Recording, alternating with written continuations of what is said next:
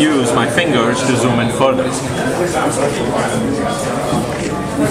If I'm interested in the information in this column, I can just double tap in this column and it will smart zoom into just that column. So we're looking at the HTML page and doing the right thing when the user taps in a certain area. It works with all the websites. There is certain kind of content that may not be supported, namely Flash. So if you have a Flash video, that will not work. But other than that, CSS, JavaScript, HTML is fully supported. So I've shown you how you move around a web page, but what's very important for users today is to actually have multiple web pages open, right?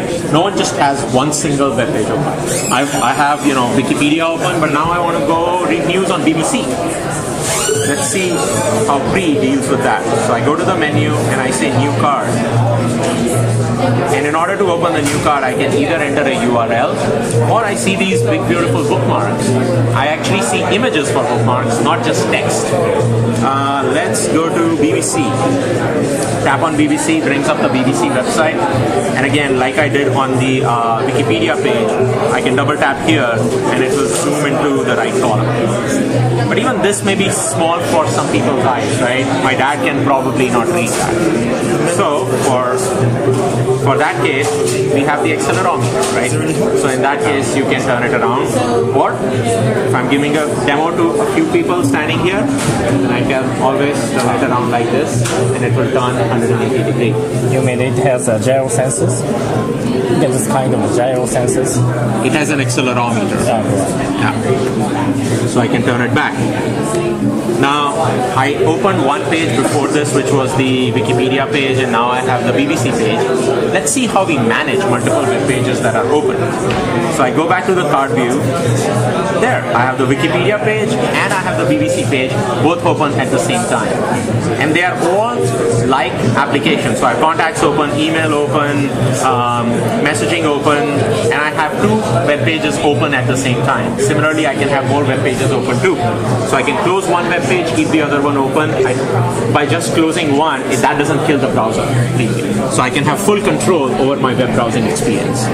And kind of a neat trick is the whole accelerometer also works in the card view. So I can, even within the cards, I can turn it around like this. So that's the web browser. And I already showed you the notification system.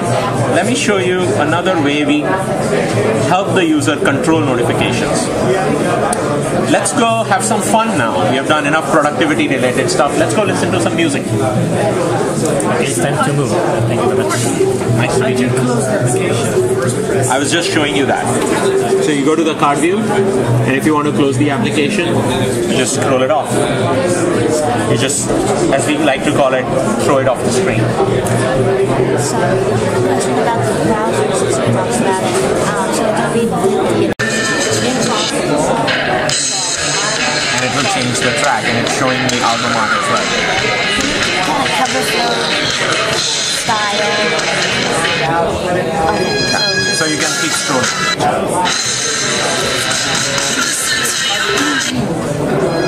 And let's say, while the music is playing, I want to go do something else, like I want to go work in my notes application.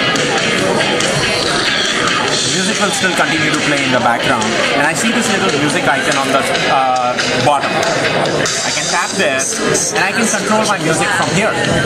I can change tracks, I can pause, I can play, I can do whatever I want with music right from here without actually going to the music application. Is it possible, let's say you have a YouTube video playing and you want to play music and you play together? In that case, we'll probably pause the music. And let's say I'm done with the music player, I'll kill the music instance, and that will also kill the dashboard at the bottom. And the last thing I wanted to show, and I know some of you guys joined recently, so we'll probably do the demo again so you can watch it from the very beginning. But the last thing I wanted to show you that we launched is the Touchstone. Touchstone is an accessory that will be sold separately. Magnetically, it sits on the touchstone, and you will see that it's charging. So it's actually inductive charging.